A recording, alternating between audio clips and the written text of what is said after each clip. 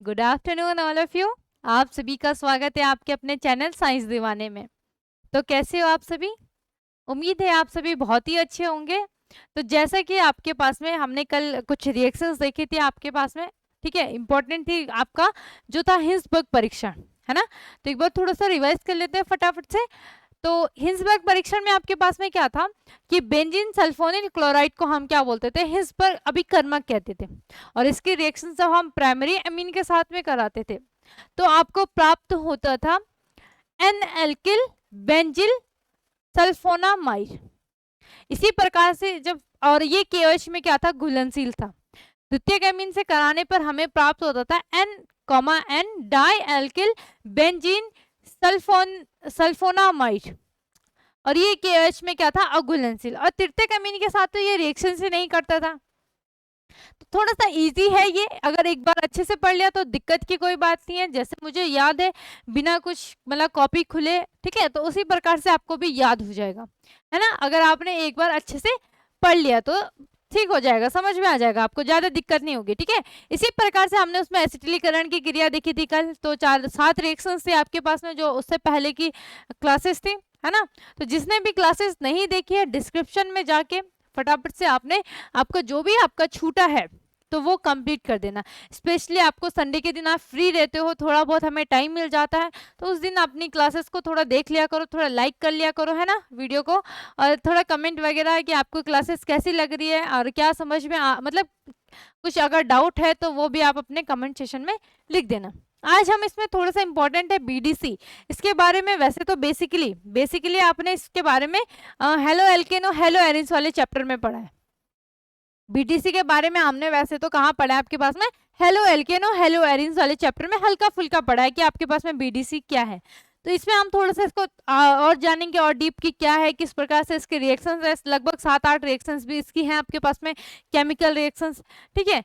Benzene diazonium chloride जो इसकी क्या है, फुल फॉर्म है, ठीक है। तो बढ़ते हैं आगे, तो फटाफट से देख लेते हैं हम आपके पास में क्या है कि डाइएजोनियम सॉल्ट किसे कहते हैं, एक उदाहरण द्वारा समझाइए, ठीक है। क्या है आपके पास में कि डाइएजोनियम सॉल्ट किसे कहते हैं, एक उदाहरण द्वारा हमने इसको समझाना है, ठीक है। तो क्या है आपके पास में सन 1895 सन 1850 में क्या है, कौन वैज्ञानिक है आपके पास में, जॉन पीटर क्रीक्स, ठीक है। इंपॉर्टेंट, देखो कई बार ना बच्चे बोलते हैं कि आपने वैज्ञानिक का नाम लिखा दिया, सन का नाम, लेकिन हमें याद नहीं होता और बहुत ही रेयर चांसेस होते हैं कि आपके पास में पेपर में आ जाए, ठीक है। तो ये थोड़ा सा ऐसा हो जाता है, इसका एक अलग सा आपके पास में इफेक्ट पड़ता है आपकी नोटबुक अगर आपने लिख दिया, ठीक है। ज्यादा जरूरी भी नहीं है कि अगर याद नहीं हो रहा तो कोई बात नहीं भाई, ज्यादा जबरदस्ती मत करना, है ना, कि गोट गोट पिलाने वाला काम हो रहा है आपके पास में, ज्यादा जबरदस्ती बिल्कुल मत करना। अगर याद नहीं हो रहा है तो कोई बात नहीं, अगर याद हो रहा है तो बहुत अच्छी बात है, ठीक है। तो ज्यादा जबरदस्ती मत कर देना। आपके पास में ईयर की बात कर रही हूँ और जो वैज्ञानिक है, लेकिन थोड़ा बहुत आपको जो इंपॉर्टेंट है उनका पता होना चाहिए, है ना। कि जॉन पीटर ग्रीस ने एक महत्वपूर्ण क्या है आपके पास में, एरोमेटिक सॉल्ट। अब आपको पता है एरोमेटिक क्या होता है ना, एरोमेटिक और एलिफेटिक। एरोमेटिक, अच्छा एक बार क्या हुआ था, वैसे मैं जो हूँ मैं भी बालिका मतलब विद्या मंदिर से हमने पढ़ा है, मैंने पढ़ा है, ठीक है। तो उसमें हमारे पास में क्या होता था कि जो हमारा सिलेबस है वो क्या है, पूरा आपके पास में क्या होता था, हिंदी हिंदी का होता था, है ना। तो जब मैंने कॉलेज स्टार्ट करा था तो उस टाइम पे मेरा वाइवा चल रहा था केमिस्ट्री का। तो उसने मुझे, उन्होंने मतलब जो सर थे उन्होंने पूछा, अच्छा एक चीज बताओ आपके पास में कि क्या होता है आपके पास में, एरोमेटिक क्या होता है, एलिफेटिक क्या होता है, ठीक है। क्या पूछा था उन्होंने मुझसे कि एरोमेटिक और एलिफेटिक क्या होता है आपके पास में। तो मैं थोड़ा सा, एक तो मतलब उन्होंने इंग्लिश में पूछा था क्वेश्चन ना, कि आप बताओ डेफिनेशन क्या होती है, मतलब क्या होता है आपके पास में एरोमेटिक और क्या होता है एलिफेटिक। तो मतलब जब हमने ऐसा होता है ना, हम हिंदी मीडियम से पढ़े हुए होते हैं, मतलब जो मैं सारी सबकी बात कर रही हूँ ना नॉर्मली, तो अगर हमें आता है, उन्होंने थोड़ा सा इंग्लिश में पूछ लिया तो हमसे ना अंदर से एक हमें नर्वसनेस फील होती है, मतलब बहुत ज़्यादा वो लगता है, बहुत ज़्यादा हम वहाँ पे अपने आप को नर्वस फील करते ना वहाँ पे। तो क्या होता है, तो मैंने बोला सर मुझे पता तो है एरोमेटिक और एलिफेटिक क्या होता है, पर मैं इंग्लिश में जवाब नहीं दे पाऊंगी। तो मुझे उस टाइम पे ना बोलते हुए बहुत ज़्यादा बुरा लगा था कि मतलब मेरे को ना इंग्लिश में नहीं आ रहा है ना। तो बहुत बार आपके साथ में भी हो जाता है, लेकिन कोई बात नहीं, इसमें घबराने वाली कोई बात नहीं है, ठीक है, क्योंकि मेरे साथ हुआ है तो मैं आपको बता रही हूँ, ठीक है। तो आपने क्या करना है, अगर आपको हिंदी में पता है, ठीक है, तो वहां पे क्या बोलना है, बिल्कुल भी आपने नर्वस नहीं होना, बोलना है सर को, सर मैं इसका जवाब इंग्लिश में नहीं दे पाऊंगी, लेकिन कोशिश करूंगी कि हिंदी में बहुत अच्छे से इसका जवाब दे पाऊं, है ना, ये आप वहां पे बोल देना। तो सर ऐसे नहीं बोलेंगे कि नहीं तुमने इंग्लिश में ही देना है ना। तो आपको पता है कि आपके पास में एरोमेटिक क्या होता है, क्या होता है आपके पास में एरोमेटिक कंपाउंड, जिनमें क्या होता है बेंजीन रिंग होती है, वो आपका क्या हो जाता है एरोमेटिक हो जाता है, ठीक है। और एलिफेटिक क्या होता है आपके पास में, ठीक है, जिनमें क्या होता है आपका बेंजीन रिंग नहीं पाई जाती, या आप क्या बोल दो कि एरोमेटिक ग्रुप को हम क्या बोलते हैं एरिल ग्रुप भी बोलते हैं, है ना। और जो आपके पास में एलिफेटिक होते हैं उन्हें हम क्या बोलते हैं एल्किल। तो हो जाता है कि बहुत बार हम ना घबरा जाते हैं, लेकिन हमें पता होता है, अगर इंग्लिश में किसी ने पूछ लिया तो हम उसका जवाब नहीं दे पाते, तो इसीलिए मेरे साथ हुआ है। तो बेझिझक आपने अपना आंसर बताना है कि, ठीक है, आपने अपना आंसर बताना है बेझिझक, ठीक है, जो भी आपको आ रहा है, लेकिन कोशिश करना है कि सही होना चाहिए, ठीक है। और ज्यादा कभी भी ओवर कॉन्फिडेंस मत होना भाई, ठीक है। कॉन्फिडेंस अच्छी बात है, लेकिन ज्यादा ओवर कॉन्फिडेंस भी मत रखना, है ना, कि हाँ मुझे ही आता है और मैं ही कर पाऊंगा, ठीक है। चलो भाई, फिलहाल हम यहाँ पे आ जाते हैं, थोड़ा सा मेरे को यहाँ पे एरोमेटिक बताना था आपके पास में, ठीक है। तो एरोमेटिक से मुझे याद आया था कि सर ने मुझे पूछा था, और वहां पे मुझे कैसे फील हुआ था, है ना, पर मैंने फिर भी बता दिया था कि सर एरोमेटिक ये होता है, एलिफेटिक ये होता है, ठीक है। तो कभी भी अब जैसे हम मतलब बहुत सारे हिंदी मीडियम के बच्चे होते हैं, उन्हें आता है, लेकिन अब मैं इसीलिए आपको क्या कराती हूँ, मैं हिंदी में भी लिखाती हूँ, इंग्लिश में भी लिखा देती हूँ, ठीक है। और अगर मैंने आपको पूरा हिंदी में लिखा दिया अभी के लिए तो अच्छा है, आपको डबल याद नहीं करनी, मेहनत नहीं करनी पड़ेगी, लेकिन जब बाद में आपके टीचर्स आपको मतलब क्या, अगर आप कॉलेज करोगे तो आपको इंग्लिश मतलब कुछ भी करोगे आप, है ना, अगर आपने हायर एजुकेशन के लिए अप्लाई करा है तो कुछ मतलब जो भी आपका सब्जेक्ट होगा तो उसमें आपके लिए इंग्लिश ही होगी, बीए को छोड़ के, बीए में भी बहुत सारे सब्जेक्ट इंग्लिश में हो गए आपके, है ना। तो वहां पे आपके पास में क्या हो जाएगा, फिर वो कुछ टॉपिक तो पढ़ाएंगे आपको, लेकिन आप बोलोगे कि समझ में नहीं आ रहा, लेकिन जब आप घर आके देखोगे ना उसका हिंदी में ट्रांसलेशन, आप बोलोगे नहीं तो मैंने 12th में पढ़ा है, बहुत सारे। हाँ, एक और बच्चे का मैसेज आया था कि आपके पास में कि बीएससी में आपका जो सिलेबस है ना, कि क्या यहाँ पे आपके पास में बीएससी की क्लासेस चलती है, तो आपने एक काम करना है, आपका बीएससी का सिलेबस देखना है, और सिलेबस में आपने देखना है आपके पास में टॉपिक कौन कौन से है, और जो भी टॉपिक होगा उसको सर्च कर लेना, और उसके बाद में लिख देना साइंस दीवाने शॉर्ट्स, या आप लिख देना by Sakshi ma'am chemistry in Hindi, तो आपके पास में वो टॉपिक आ जाएगा। क्लियर हो गई बात। तो यहाँ पे आपके पास में आपका बहुत सारे आपके टॉपिक ऐसे होते हैं जो आपके बीएससी में भी हैं, है ना, ठीक है, हमने भी पढ़ा है इसलिए मुझे पता है, ठीक है। तो अगर किसी को जरूरत होगी तो ये सर्च कर लेना। चलो भाई आगे देखते हैं हम यहाँ पे आपके पास में कि एरोमेटिक सॉल्ट की खोज जिसका सूत्र क्या है आपके पास में ArN2X, ठीक है। AR क्या है यहाँ पे एरिल, है ना, AR क्या है, ये है आपके पास में एरिल, AR क्या है एरिल है, ठीक है। और N2 क्या है आपके पास में N2 है, और यहाँ पे X में क्या है, ये X क्या है आपका, X इक्वल टू लिख लेना, X क्या है आपके पास में हैलाइड, है ना, ये X क्या है हैलाइड। हैलाइड में क्या हो गया, जैसे ग्रुप 17 के एलिमेंट्स हो गए, जैसे आपके पास में क्लोरीन हो गया, ब्रोमीन हो गया, ठीक है, फ्लोरीन, ये इस प्रकार से, है ना। क्लियर हो गई बात। तो बेसिकली हम अगर बीडीसी की बात करें तो बीडीसी में हम क्लोरीन लेते हैं, है ना, लेकिन हम यहाँ पे क्या बात कर रहे हैं, डाईएजोनियम सॉल्ट की बात करें। ओके क्लियर, ठीक है। एरिल में आपके पास में, एरिल में लिख देना यहाँ पे आपका बेंजीन रिंग, ये बना देना, और इसके बाद कंपाउंड भी लिख देना, ठीक है, इसे डैश कर देना अपने समझने के लिए कि इसके अलावा भी और कंपाउंड यहाँ पे आ सकते हैं, ठीक है, ETC एक्सेट्रा, ठीक है। आगे इन्हें नाइट्रोजन के 2 परमाणु की उपस्थिति के कारण क्या कहा जाए, डाईएजोनियम कहते हैं, ठीक है। देखो अब यहाँ पे क्या है आपके पास में कि अगर आप देखोगे नाइट्रोजन के यहाँ पे आपके पास में क्या है 2 परमाणु हैं, इसकी वजह से इसको क्या बोलते हैं डाईएजोनियम। डाई मतलब 2 हो गया आपके पास में, और अगर आप एजो की बात करो तो एजो मतलब क्या होता है, नाइट्रोजन होता है ना, ठीक है भाई। डाईएजोनियम का लिखोगे आप तो ये डाई मतलब होता है आपके पास में 2, और एजो मतलब होता है आपके पास में नाइट्रोजन, ठीक है। और जो आपके पास में एजोनियम NiUm होता है, इसका मतलब होता है आपके पास में टू नाइट्रोजन कंपाउंड, या आप क्या समझ लो यहाँ पे कि आपका क्या बोलोगे आप, यहाँ पे आपके पास में 2 नाइट्रोजन है ना। इस प्रकार से आप याद कर लेना कि आपके पास में क्या है, नियम इसका देख लेना आपने एक बार, इसका देख लेना कि नियम का क्या है, ठीक है। वैसे जहां तक मुझे आपके पास में ध्यान आ रहा है, नियम का होता है आपके पास में CaTiOR, ठीक है। चलो ठीक है, आगे बढ़ते हैं इसमें हम आगे बढ़ते हैं, ठीक है। यहाँ पे आप इसको ETC कर देना है, ये डैश करके ETC एक्सेट्रा। चलो भाई ठीक है, आगे क्या है आपके पास में, डायएजोटिक करंट से क्या अभिप्राय है, इसका क्या उपयोग है, ठीक है। यह क्वेश्चन आपको किस प्रकार से पूछेगा, एनिलीन की क्रिया निम्न ताप क्या है NaNO2 तथा HCl के साथ लिखिए, ठीक है।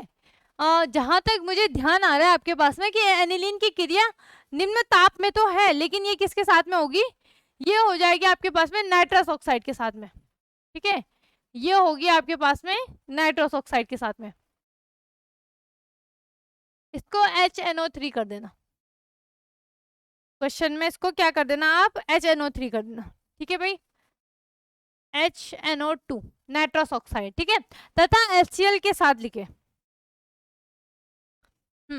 एनिलीन से BDC कैसे प्राप्त करेंगे ये भी देख रहे हैं। जब एनिलीन की क्रिया हम HNO2 है ना, यहाँ पे क्या आएगा HNO2, ठीक है, यहाँ पे इसको HNO2 लिख देना भाई, है ना। तथा HCl के साथ हम लो टेम्परेचर कितना है 0 से 5 डिग्री, ये शायद मैंने आपको आपकी जो अभी पिछली क्लास थी उसमें भी बताया था मैंने आपको, है ना, याद आ रहा होगा। पर संपन्न की जाती है तो हमारे पास में क्या बनता है, BDC बनता है। इस क्रिया को हम क्या बोलते हैं, डायएजोटीकरण कहते हैं, ठीक है। रिएक्शंस को देख लेते हैं हम आपके पास में, ठीक, क्या है एनिलीन बेंजीन रिंग NH2, ठीक है। अब इसकी क्रिया किसके साथ में करानी, nitrous oxide, nitrous acid HNO2 plus आपके पास में HCl, ठीक है भाई, समझ गए सब, ठीक है, इतनी बात आई समझ में। अब यहाँ पे आपके पास में क्या होगा, यहाँ से ही देखो, यहाँ से आपके पास में ये N2 या N यहाँ जाता है और यहाँ से ये Cl वाला भी बॉन्ड टूटता है, ठीक है। तो ये बनाएगा आपके पास में बेंजीन रिंग N2Cl, क्लियर, ठीक है। प्लस में आपके पास में क्या आ जाएगा, प्लस में देखो कितने H है, 2 H वो रहे, 1 H है, 1 H है, 4 H हो गए, O कितने हैं, 2 है, तो क्या बनेगा प्लस 2H2O, है ना, प्लस 2H2O। अगर आपको एक प्रोडक्ट यहाँ पे पता चल जाता है तो दूसरा हम बड़ी आसानी से निकाल सकते हैं, ठीक है। नाम भी लिख लेते हैं हम, नाम यहाँ पे हम लिख लेते हैं, ये क्या आपके पास में नाइट्रस ऑक्साइड, ऑक्साइड ये बोल रहे हो, एसिड लिख देना, नाइट्रस एसिड है, ठीक है। ये क्या है आपके पास में एनिलीन, ठीक है। ये क्या है आपके पास में BDC बेंजीन डाइएजोनियम, ठीक है भाई, फटाफट से स्क्रीनशॉट ले लो, आगे देखते हैं हम, फिर इसमें केमिकल रिएक्शंस भी देखेंगे। चलो बढ़ते हैं आगे। हाँ, यहाँ पे है आपके पास में मेन हेडिंग होगी केमिकल रिएक्शंस ऑफ BDC, ठीक है। या आपके पास में बेंजीन डाइएजोनियम की रासायनिक अभिक्रिया, ठीक है। तो पहली आपके पास में क्या है, पहली जो रिएक्शंस है वो है BDC से फिनोल, ठीक है, कि BDC से हमने फिनोल कैसे प्राप्त करेंगे, ठीक है। अब यहाँ पे ऐसे मत कर देना कि ये BDC, बहुत सारे बच्चे क्या कर देंगे BDC से फिनोल, तो वो क्या करेंगे BDC की क्रिया फिनोल के साथ कर देंगे, है ना, ऐसे मत कर देना भाई। तो यहाँ पे आपके पास में क्या होता है कि जो BDC है बेंजीन डाइएजोनियम, ठीक है, इसको थोड़ा सा ऊपर ऊपर लिख लेते हैं, नाम भी लिख लेना इसका। जो BDC है बेंजीन डाइएजोनियम, इसकी क्रिया कराते हम किसके साथ में, H2O के साथ में, ठीक है। किसके साथ में कराते हैं हम इसकी क्रिया, H2O के साथ में कराते हैं, ठीक है। तो तब हमें क्या प्राप्त होता है, अच्छा फिनोल का फटाफट से मुझे फिनोल का बता दो भाई, फिनोल का क्या है आपके पास में, फिनोल का आणविक सूत्र क्या है, किस प्रकार से फिनोल लिखते हैं। तो BDC को भाप में संघनित करके क्या बनता है, फिनोल बनता है, ठीक है। तो यहाँ पे बिल्कुल ध्यान से देखना, देखो इसको ध्यान से देखना, यहाँ से आपका ये वाला बॉन्ड टूटता है, ठीक है, क्या होता है आपके पास में, यहाँ से आपके पास में ये वाला बॉन्ड टूट जाता है, ठीक है, ये वाला आपका बॉन्ड टूटता है, तो ये N2 भी अलग हो जाता है, यहाँ से Cl भी अलग हो जाता है, ठीक है। और यहाँ से आपके पास में कुछ इस प्रकार से होता है HOH, ठीक है भाई, और यहाँ से ये आपका H और OH वाला, ये H तो जुड़ जाता है किसके साथ में, Cl के साथ में, है ना, ये H किसके साथ में जुड़ जाएगा आपके पास में, Cl के साथ में, HCl प्लस दूसरी चीज HCl लिख दिया, लिख दो भाई HCl फटाफट से, प्लस आपका क्या आ जाएगा HCl। दूसरा क्या आ जाएगा यहाँ पे आपके पास में, क्या अलग हुआ था N2, तो यहाँ पे N2 gas, nitrogen gas N2, और यहाँ पे गैस के लिए ऐसे ऊपर कर देना, ठीक है। अब यहाँ पे क्या क्या बचा आपके पास में, बेंजीन रिंग, यहाँ पे आपका क्या क्या बचा देख लेते हैं, बेंजीन रिंग बची, ठीक है। और यहाँ पे आपके पास में क्या बचा, जो ये OH था, यहाँ से ये किसके साथ में रिएक्शन कर देता है, यहाँ पे इसके साथ में, बेंजीन के साथ में, तो यहाँ पे ये क्या प्राप्त कराता है, ये बनता है यहाँ पे फिनोल, ठीक है। क्या बना यहाँ पे आपके पास में, फिनोल, क्लियर। ये क्या है आपके पास में, BDC, बेंजीन डाइएजोनियम, ठीक है। फटाफट से इसको देख लो, समझ गए, ज्यादा टफ था नहीं, है ना। आगे बढ़ते हैं इसमें हम आगे बढ़ते हैं। आगे क्या है, BDC से बेंजीन, ठीक है। क्या प्राप्त करना है यहाँ पे, हमने BDC से बेंजीन प्राप्त करना है कि किस प्रकार से हम बेंजीन डाइएजोनियम को हाइपो के जलीय, अब यहाँ पे इसको भी देखते हैं, इसके आपके पास में कंपाउंड का आणविक सूत्र भी देखेंगे, जलीय विलयन से क्रिया कराने पर बेंजीन प्राप्त होता है, ठीक है भाई, है ना। तो हाइपो का फॉर्मूला भी देख लेंगे, पहले हम BDC बना लेते हैं,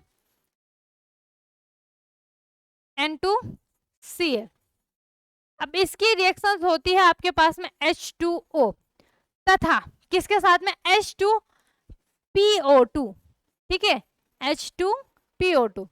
थोड़ा सा ध्यान से देखना, देखो यहाँ से आपके पास में ये पूरा जो N2Cl वाला बॉन्ड है ये पूरा अलग हो जाता है ना, N2Cl क्या हो जाता है, यहाँ से आपके पास में पूरा अलग हो जाता है, ठीक है। इसको ऐसे कट कर देना ताकि आप समझ जाओ यहाँ पे कि ये बॉन्ड टूटा, ठीक है, यहाँ पे समझ जाना कि ये बॉन्ड टूटा, ठीक है। अब यहाँ पे क्या हुआ आपके पास में, ठीक है, यहाँ से आपका वही HOH से एज इट इज आपके पास में ऐसी हुआ, तो यहाँ से एक क्लोरीन इसके साथ में जुड़ गया, है ना, और यहाँ से एक हाइड्रोजन इसके साथ में जुड़ गया।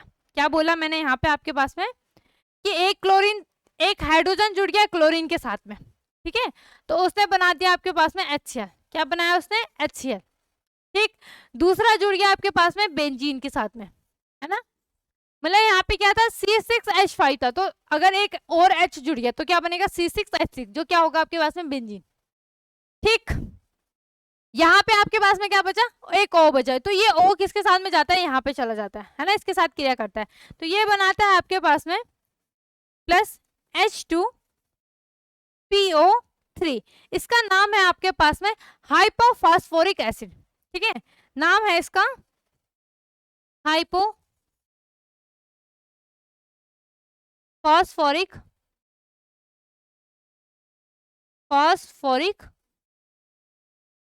एसिड, समझ गए सर, क्या नाम है इसका, हाइपोफॉस्फोरिक एसिड, ठीक है। ये क्या है आपके पास में, ये है बेंजीन रिंग, ये क्या है बेंजीन, या इसको क्या लिख देना आप, इसको लिख देना C6H6, ठीक है। यहाँ पे ये क्या है आपके पास में, हाइपो के जलीय विलयन, ठीक है, और ये क्या है BDC, नाम लिख देना भाई, समझ गए इतनी बात, फटाफट से स्क्रीनशॉट ले लो। अभी इसमें आपके पास में 4-5 रिएक्शंस और हैं, फटाफट से स्क्रीनशॉट ले लो, फिर हम इसमें आगे बढ़ते हैं। चलो भाई देखते हैं इसमें आगे, आगे क्या है आपके पास में कि BDC से एनिलीन, ठीक है, एनिलीन का फॉर्मूला पता है आपके पास में, क्या होता है बेंजीन रिंग और NH2, है ना। तो जब आपको यहाँ पे फॉर्मूले आणविक सूत्र सबके पता होंगे, सबके संरचना वगैरह पता होगी, तो आप बड़े आसानी से कर लोगे, है ना। तो क्या होता है BDC अमोनिया से क्रिया करके क्या बनाता है एनिलीन, ठीक है। तो BDC बना लो आप, हम यहाँ पे बना लेते हैं आपके पास में BDC, ठीक है। क्या बनेगा N2Cl। इसकी क्रिया किसके साथ में करानी है, हमने आपके पास में अमोनिया के साथ में, अमोनिया क्या हो गया आपके पास में NH3, ठीक है, NH3 के साथ में यहाँ पे हम क्या करेंगे, यहाँ पे क्रिया कराएंगे, ठीक है। तो जब हमने क्या करा है N2Cl की क्रिया कराई इसके साथ में, तो यहाँ पे बिल्कुल ध्यान से देखना, ठीक है, आपके पास में क्या हुआ, यहाँ से आपका ये N2 हट गया, है ना, क्या हो गया यहाँ से, या फिर मैं इसको पता कैसे लिख लेती हूँ, मैं इसको आपके पास में ऐसे लिखूंगी H और यहाँ पे NH2, ठीक है। अब यहाँ पे थोड़ा सा इसको ध्यान से देखना, आपको पता है जितनी भी बीडीसी की रिएक्शंस है ना, जितनी भी आपके पास में बीडीसी की रिएक्शंस है, एक चीज याद रख लेना कि N2Cl आपका पूरा रिमूव हो रहा है ना। बीडीसी की आपके पास में जितनी केमिकल रिएक्शंस है, एक चीज याद रखोगे कि सारा क्या जो है N2Cl हट रहा है, तो ये यहाँ से हटा, ये क्लोरीन के साथ में जुड़ गया है ना, किसके साथ में जुड़ गया आपके पास में, क्लोरीन के साथ में।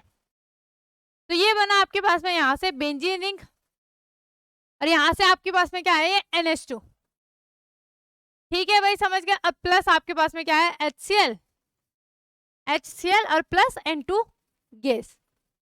देखो कितना इजी है, इजी है एनिलीन। एक एक बार, अगर एक बार करोगे ना इजी, बहुत मतलब आ जाएगा समझ में, ज्यादा दिक्कत की बात ही नहीं है इसमें, तो बहुत इजी है ये तो। अमोनिया,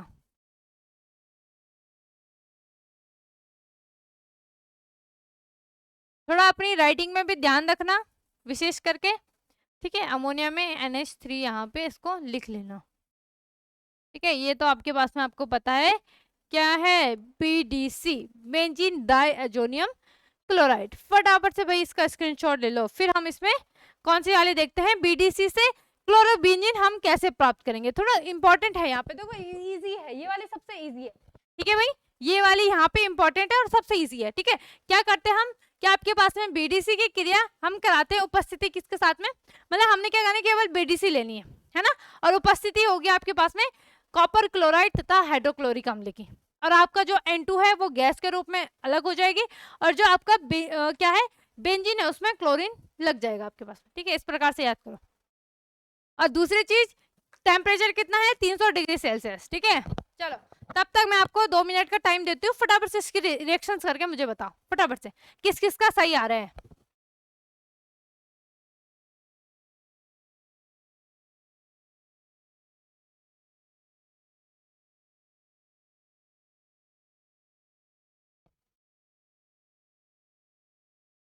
हाँ भाई हो गया, किस किस का आ रहा है, कर लिया। चलो बस आप लोगों की तो गप चल रही होगी है ना, लाइव चैट में गप चलती रहती है, गप चल रही होगी सभी की। कोई रिएक्शंस पे ध्यान दे रहे हैं, फटाफट से बताओ कौन कौन दे रहा है ध्यान। चलो भाई आगे बढ़ते हैं। तो यहाँ पे क्या है आपके पास में, बीडीसी की क्लोरोबेंजीन, तो बीडीसी लेते हैं आप, क्या बीडीसी N2Cl, N2Cl, ठीक है। अब यहाँ पे आपके पास में याद रखना कि आपका कॉपर क्लोराइड, ठीक है, प्लस HCl, ठीक है, कॉपर क्लोराइड प्लस आपके पास में क्या है HCl, हाइड्रोक्लोरिक अम्ल, है ना। और दूसरा आपको क्या याद रखना है, 300 डिग्री सेल्सियस, बस इतना ही याद रखना है, इतना ही इसको याद कर लेना भाई यहाँ पे, ठीक है। इतना ही इसको क्या कर लेना, आप याद कर लेना, N2Cl, है ना। अब यहाँ पे आपके पास में क्या हुआ, को ध्यान से देखना, यहाँ से देखो ये वाला बॉन्ड टूटा आपके पास में, ये वाला बॉन्ड टूटा, यहाँ से आपका ये वाला बॉन्ड टूटा, है ना। तो आपका N2 अलग हो गया, ये क्लोरीन जो N2 के साथ जुड़ा था, ये किसके साथ में जुड़ गया आपके पास में, बेंजीन के साथ में जुड़ गया, समझ गए भाई। तब बना ये आपके पास में क्लोरोबेंजीन, सबसे इजी रिएक्शन है ना, सबसे इजी है। अब आप बोलोगे आप तो सबके लिए इजी बोल रहे हो, क्योंकि सारे इजी है तो मैं इसीलिए इजी बता रही हूँ, ठीक है। इसको लिख लेना यहाँ पे, नाम लिख लेना यहाँ पे, ये क्या है आपके पास में, क्लोरोबेंजीन,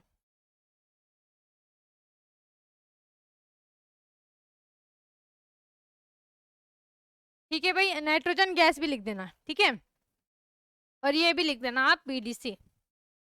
अब बहुत सारे बच्चे बोलेंगे देखो बार बार आ रहा है तो मेरे को आफत आ रही है नाम लिखने में, है ना। तो जब मेरे को नहीं आ रही आफत तो आपको भी नहीं आनी चाहिए। चलो भाई आगे बढ़ते हैं। आगे है आपके पास में क्या रिएक्शन से आगे, हाँ, आगे है बीडीसी से ब्रोमोबेंजीन कैसे प्राप्त करेंगे, है ना। तो इजी है, सिमिलरली आपके पास में कैसे है, जैसे हमने क्या प्राप्त करा था, बीडीसी से आपके पास में क्लोरोबेंजीन प्राप्त करा था, लगभग वैसे ही है आपके पास में, ठीक है भाई, समझ गए सब।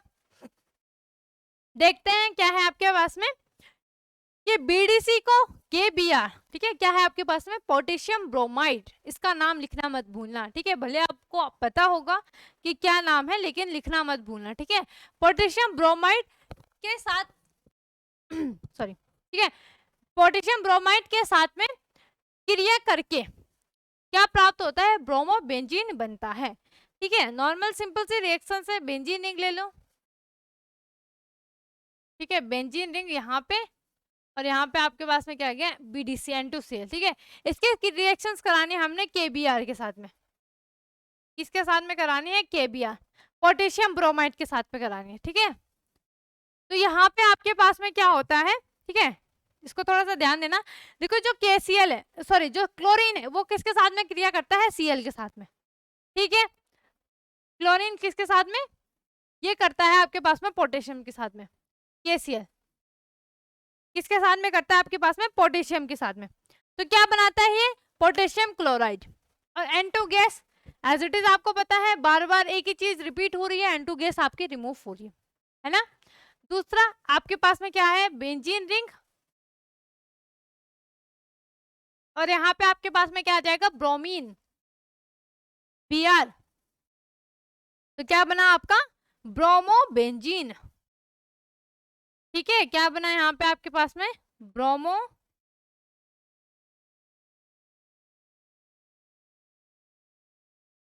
ब्रोमो बेंजीन, समझ गए सब, ठीक है। चलो भाई यहाँ पे लिख देना पोटेशियम ब्रोमाइड, नाम कहीं पे मत छोड़ना, पोटेशियम ब्रोमाइड, ठीक है। यहाँ पे भी आप लिख देना BDC। चलो यहाँ पे आप प्लस भी लगा देना, ठीक है, यहाँ पे एक प्लस का सिंबल भी लगा देना, ठीक है।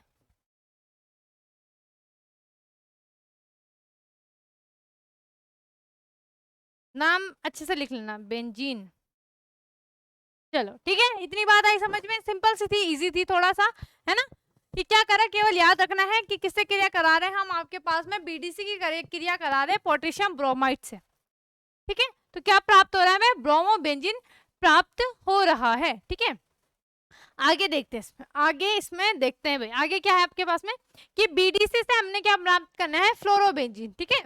ये क्या है आपके पास में, ये जितने भी है ये क्या है आपके पास में, जैसे ये आपका फ्लोरोबेंजीन हो गया, ब्रोमोबेंजीन हो गया, ये क्या है भाई, जल्दी से बताओ क्या है ये, ठीक है। जब BDC को हाइड्रोजन ब्रोमो टेट्राफ्लोराइड, है ना, अब देखो पढ़ने में कैसा लग रहा है, जबकि आणविक सूत्र इसका इजी है, आपने पहले भी देखा है इसका आणविक सूत्र, ठीक है, के साथ गर्म किया जाता है तो हमें क्या प्राप्त होता है, पूरा लिख लेना यहाँ पे, ठीक है। हाँ दूसरी चीज यहाँ पे, एक और चीज है, यहाँ पे ना आपका नॉर्मली लिखा है तो आपने पूरा अच्छी तरीके से लिखोगे, लिखोगे क्या, कि जब BDC की क्रिया पोटेशियम ब्रोमाइड से की जाती है तो ब्रोमोबेंजीन प्राप्त होता है तथा नाइट्रोजन गैस और आपके पास में क्या है, पोटेशियम क्लोराइड अदर प्रोडक्ट के रूप में यहाँ पे पृथक होता है।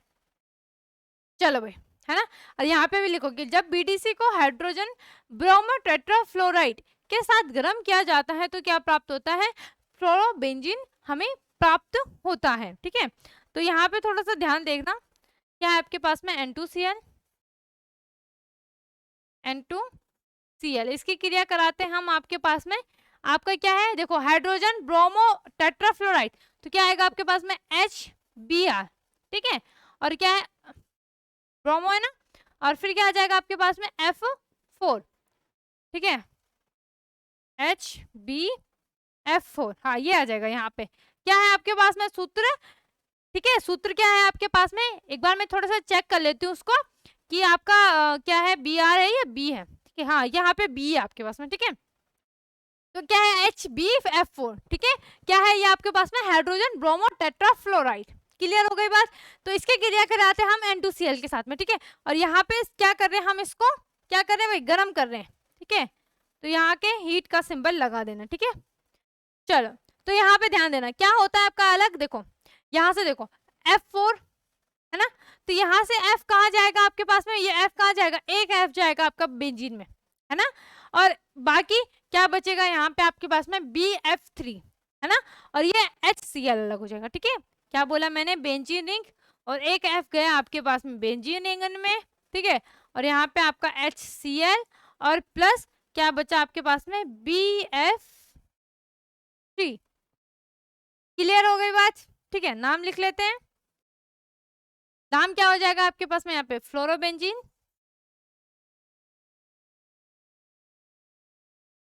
ठीक है, और यहाँ पे लिख देना आप, ये लिख देना हाइड्रोजन ब्रोमो टेट्राफ्लोराइड, ठीक है, और यहाँ पे आपके पास में क्या आ जाएगा, BDC आ जाएगा।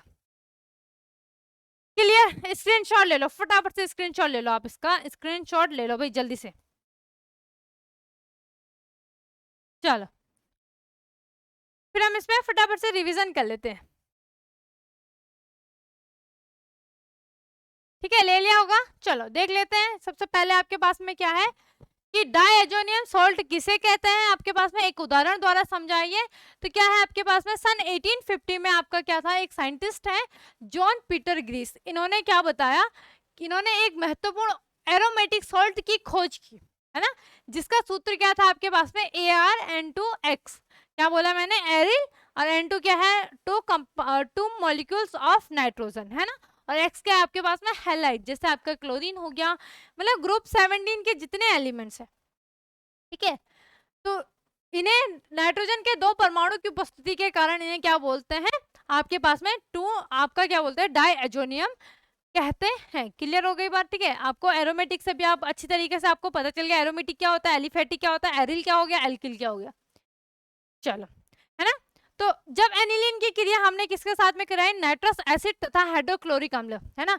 और यहाँ पे एक और चीज लिखना मैं भूल गई, तो यहाँ पे लिख लेना आप, क्या लिखोगे, ये है आपके पास में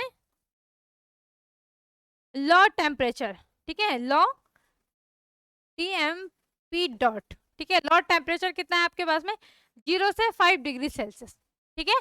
निम्न ताप में उपस्थिति, यहाँ पे लिख देना उपस्थिति में, निम्न ताप में क्या है आपके पास में, 0 से 5 डिग्री सेल्सियस में संपन्न की जाती है, तो हमें क्या प्राप्त होता है, BDC, जिसे हम क्या बोलते हैं, इस क्रिया को डायएजोटीकरण कहते हैं। अगर आपके पास में डायएजोटीकरण आया तो घबराने वाली कोई बात नहीं है, इसका मतलब आपको BDC बनानी है। अब BDC कैसे बनाओगे, कि जब हम क्या करते हैं आपके पास में एनिलीन की क्रिया किसके साथ में कराते हैं, नाइट्रस एसिड, ठीक है, नाइट्रिक एसिड अलग है, नाइट्रिक एसिड में क्या होता है, HNO3 नाइट्रिक एसिड है, और नाइट्रस में HNO2 तथा हाइड्रोक्लोरिक अम्ल। तो हमें आपके पास में BDC तथा 2H2O आपके पास में प्राप्त होता है। क्लियर, ठीक है। तो आपके पास में लगभग 6 रिएक्शंस थी BDC की, केमिकल रिएक्शंस, ठीक है। पहला क्या था आपके पास में कि हमने BDC से फिनॉल प्राप्त करना था, थोड़ा सा ये इंपॉर्टेंट भी हो जाती है पहली वाली, BDC से फिनॉल, है ना, क्योंकि ये आपने कहाँ पढ़ा है, याद करो भाई, हेलो एल्केनो, हेलो एरिन, सॉरी, ये आपने अल्कोहल, फिनॉल और ईथर वाले चैप्टर में पढ़ा है, ये वाला, ठीक है। ये आपके पास में बुक सेकंड की सेकंड यूनिट है, ठीक है। कौन सी है, बुक सेकंड की सेकंड यूनिट, इसमें आपने ये वाली रिएक्शंस पढ़ी है। तो देखो, अब मैंने बोला ना, ये सारी क्या होती है, बार बार आपके पास में रिपीट होती है, तो ज्यादा इसमें तब थोड़ा सा ये हल्का पड़ जाता है। बस ये आपके पास में जो आपका कौन सा वाला चैप्टर है, जो आपके पास में क्या है, वो वाला चैप्टर है आपके पास में एल्डिहाइड और वो कीटोन वाला, एल्डिहाइड कार्बोक्सिलिक एसिड, और एक और है उसमें एल्डिहाइड कार्बोक्सिलिक एसिड, और एक और है, देखो चैप्टर नाम ही भूल गई मैं, है ना।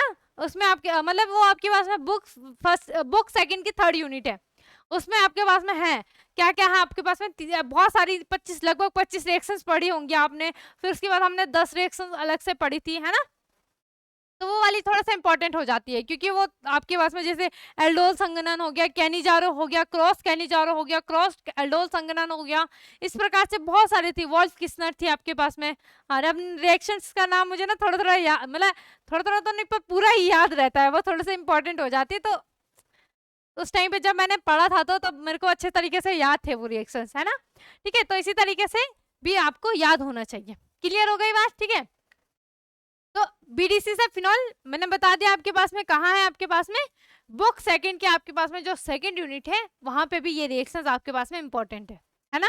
लिखोगे किस प्रकार के, जब हम BDC बेंजीन डाइअजोनियम के, अच्छा BDC शॉर्ट में मत लिखना, फुल फॉर्म ही लिखना। जब बेंजीन डाइअजोनियम क्लोराइड की क्रिया जल के साथ की जाती है, ठीक है, तो हमें फिनॉल तथा HCl तथा नाइट्रोजन गैस प्राप्त होती है। क्लियर हो गई बात?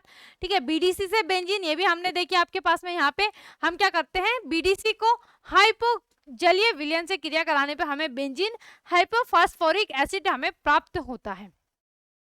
ठीक है, बीडीसी से एनिलीन, तो हमने क्या करा आपके पास में, बेंजीन डाइअजोनियम की क्रिया किसके साथ में कराएं, अमोनिया के साथ में कराएं। ठीक है, तो हमें क्या प्राप्त हुआ, एनिलीन प्राप्त हुआ तथा HCl और N2 पूरा लिखोगे, छोड़ना मत, पूरा आपने लिखना है अच्छे तरीके से। ठीक है, तीसरा बीडीसी से हमने क्लोरोबेंजीन, थोड़ा सा यहाँ पे ये रिएक्शन क्या हो जाती है, इंपॉर्टेंट हो जाती है क्लोरोबेंजीन वाली। ठीक है, तो बीडीसी को क्यों आपके पास में क्या है, कॉपर क्लोराइड, ठीक है, क्यूप्रिक क्लोराइड तथा आपका क्या है, HCl की उपस्थिति में 300 डिग्री सेल्सियस ताप पर हम क्या करते हैं, यहाँ पे इसको गर्म करते हैं। ठीक है, 300 डिग्री सेल्सियस ताप पे इसको क्या किया जाता है, हीट किया जाता है। तो आपको क्या प्राप्त होता है, क्लोरोबेंजीन तथा नाइट्रोजन गैस आपको प्राप्त होती है। क्लियर हो गई भाई सभी को इतनी बात? ठीक है, आगे बीडीसी से ब्रोमोबेंजीन। ठीक है, तो यहाँ पे हमने बीडीसी की क्रिया कराई पोटेशियम ब्रोमाइड के साथ में, तो हमें ब्रोमोबेंजीन, ठीक है, हमें यहाँ पे क्या प्राप्त होता है, ब्रोमोबेंजीन प्राप्त होता है तथा नाइट्रोजन गैस और पोटेशियम क्लोराइड हमें यहाँ पे प्राप्त होता है। पूरा नाम लिख लेना, सर जितने एलिमेंट्स की आप क्रिया करा रहे हो सबके नाम लिख लेना। ठीक है, बीडीसी से फ्लोरोबेंजीन, यहाँ पे इसको भी लिख देना, क्या है आपके पास में, हाइड्रोजन ब्रोमो टेट्राफ्लोराइड, है ना, क्या है, हाइड्रोजन ब्रोमो आपके पास में टेट्राफ्लोराइड, पूरा नाम इसको लिख देना, अच्छे तरीके से छाप लेना भाई, है ना। जितने भी रिएक्शन है 6 की 6, इसका स्क्रीनशॉट लेना, पढ़ लेना। इंपॉर्टेंट मैंने आपको बता दी, एक रिएक्शंस आपके पहले भी पढ़ चुके हैं, बाकी रिएक्शंस इसमें ज्यादा टफ है नहीं, है ना। जहां पे टफ रहती है, जैसे आपके पास में ग्रेबियल थैलामाइड, वो उसको थोड़ा टाइम लगता है याद होने में, कि जैसे हमने थैलामाइड की क्रिया कराई आपके पास में कास्टिक पोटास के साथ में, फिर आपको क्या प्राप्त होता है, पोटेशियम थैलामाइड इथाइल आयोडाइड के साथ क्रिया कराते हैं, फिर उसका जल अपघटन कराते हैं, तो इतनी जल्दी उसको वो रिएक्शन याद नहीं होती। ये रिएक्शन एक बार आपने पढ़ लेना, अच्छी तरीके से याद हो जाएगी, है ना। तो जो इजी रहती है मैं उसको इजी बोलती हूँ, जहां पे मेरे को लगता है कि ये एकदम से एक नजर में या एक बार प्रैक्टिस करने पे हमें नहीं आएगा, तो मैं बोल देती हूँ उसको दोबारा देख लेना, है ना, क्योंकि मुझे भी पता है, मैंने भी पढ़ा है ना, तो टाइम लगता है थोड़ा बहुत, तो देख लेना भाई। जहां पे अगर आपको एकदम से समझ में ना आए तो पूछ लेना कि कहाँ पे कौन सा बॉन्ड टूटा, कहाँ से कौन सा बॉन्ड जुड़ा। वैसे मैं जब भी रिएक्शंस कराती हूँ हर बार आपको बता देती हूँ, ऐसा नहीं कि मैं सिंपल करा दिया मैंने कि ये आपको यहाँ से ये प्राप्त हुआ, मैं आपको बताती हूँ कि कौन सा बॉन्ड टूटा और किसके साथ में जुड़ा, ताकि कोई भी आपको कंफ्यूजन ना रहे। क्लियर? तो आपका काम क्या है, होमवर्क क्या है आपके लिए, ठीक है, होमवर्क हो जाएगा कि आपने, आपके पास में एमीन, आपके पूरे सिलेबस में सबसे छोटा सा चैप्टर है ना, सबसे छोटा चैप्टर है आपके पास में एमीन वाला, सबसे इजी भी है और सबसे छोटा भी। इंपॉर्टेंट इसमें आपके पास में हिंसबर्ग हो गया, है ना, मतलब जितना जितना इंपॉर्टेंट होगा वो मैंने आपको सारा बता दिया था। ठीक है, जितना भी आपके पास में यहाँ पे इंपॉर्टेंट था वो मैंने आपको यहाँ पे सारा बता दिया कि कौन सा इंपॉर्टेंट है और कौन सा आपको याद करने की जरूरत नहीं है, मतलब ज्यादा टाइम उसमें वेस्ट नहीं करना। काम क्या है, अब देखो आपका जो टॉपिक है, मतलब जो आपका चैप्टर है वो कंप्लीट हो चुका है लगभग, केवल इसमें क्या बच रखी है, work series, board examination related question series, वो आपकी बच रखी है। तो वो आपके अगली क्लासेस में, अगली क्लास जो भी आएगी उसमें हो जाएगी, कंप्लीट हो जाएगी। ठीक है, उसके भी आपके पास में एक पार्ट 1 ही बनेगा, मतलब एक ही पार्ट बनेगा, ज्यादा नहीं बनेगा। ठीक है, तो काम क्या है, एमीन वाला सबसे इजी चैप्टर है, तो जो भी हम क्या करते हैं, जो भी इजी रहता है सबसे पहले उसको ही निपटाते हैं। तो अगर आपको निपटाने, मतलब याद करना है, थोड़ा सा अच्छे से पढ़ना है, तो एमीन वाले चैप्टर को अच्छे से पढ़ लेना और रिवाइज भी कर लेना, है ना। अभी आपके पास में बहुत टाइम है हाफ ईयरली में, पहले आपने आपके जितने भी हाफ ईयरली वाला, हाँ एक और चीज याद रखनी है कि अमीन वाला हो सकता है आपके हाफ ईयरली में ना आए, एक बार टीचर से कंफर्म कर लेना कि अमीन वाला हाफ ईयरली में आ रहा है। लगभग आपके पास में हाफ ईयरली में 60 से 70% आपका हाफ ईयरली में आता है, बाकी आपका 100% एनुअल में आ जाता है ना। बाकी आपके पास में प्री बोर्ड वगैरह भी होते हैं, है ना। तो हाफ ईयरली में पूछ लेना, अगर हाफ ईयरली में आ रहा होगा तो पढ़ लेना, वरना आपको पता है आपके आगे की क्लास तो इम्पोर्टेंट है ना। तो हिंसबर्ग वाला हो गया, जितने भी है सारे क्या है आपके पास में इंपॉर्टेंट है, तो अच्छे से इनको क्या कर लेना, आपने पढ़ लेना है। ठीक है, अगर हाफ ईयरली में आ रहा होगा तो सबसे पहले इसी चैप्टर को निपटाना, क्योंकि सबसे इजी चैप्टर है, सबसे कम और सबसे छोटा सिलेबस इस चैप्टर का है। इसमें है क्या, एमीन के बारे में, दूसरा बीडीसी के बारे में। एमीन का क्या है, पृथक्करण है कि आपके हिंसबर्ग परीक्षण हो गया है ना। एमीन की कुछ रिएक्शंस थी, जैसे आपका, हाँ एक और चीज, गैब्रियल थैलामाइड भी इंपॉर्टेंट है। हॉफमैन अमोनी अपघटन इंपॉर्टेंट है। हॉफमैन ब्रोमो अमोनी, हॉफमैन क्या था आपके पास में, ब्रोमो एमाइड। ये आपके पास में 3 तो इंपॉर्टेंट ही इंपॉर्टेंट है, तो इनको तो पढ़ लेना भाई, ठीक है। मैंने आपको लगभग जितनी आपको, मतलब जब भी मैं इसके आपका एमीन वाला याद आता है तो मुझे सबसे पहले यही आता है, ग्रेवियल थैलामाइड, हिंसबर्ग हो गया, हॉफमैन अमोनिया अपघटन हो गया, हॉफमैन ब्रोमो और बीडीसी। यही 5 मुझे याद रहते हैं कि हाँ यही सबसे इंपॉर्टेंट है भाई, सबसे पहले प्रायोरिटी इन्हीं को देनी है, तो आपने भी इन्हीं को देनी है, अच्छे से इनको पढ़ लेना है, ठीक है। तो फिर हम कल लेके आएंगे आपके लिए वर्क सीरीज, तो उसमें भी जुड़ना बिल्कुल मत भूलना भाई। वो ऐसे क्वेश्चंस रहते हैं आपके पास में जो आपका सिलेबस में, मतलब आपका सिलेबस में नहीं रहता, लेकिन आपको आपके पास में पिछले आपके जो भी प्रीवियस ईयर के पेपर थे, ठीक है, उसमें आपके क्वेश्चंस ये पूछे गए हैं, थोड़ा सा इंपॉर्टेंट हो जाती है सीरीज ना, ठीक है। तो फिलहाल हम आज के लिए इतना ही रखते हैं, मिलते हैं आपको नेक्स्ट डे नेक्स्ट टॉपिक के साथ। धन्यवाद।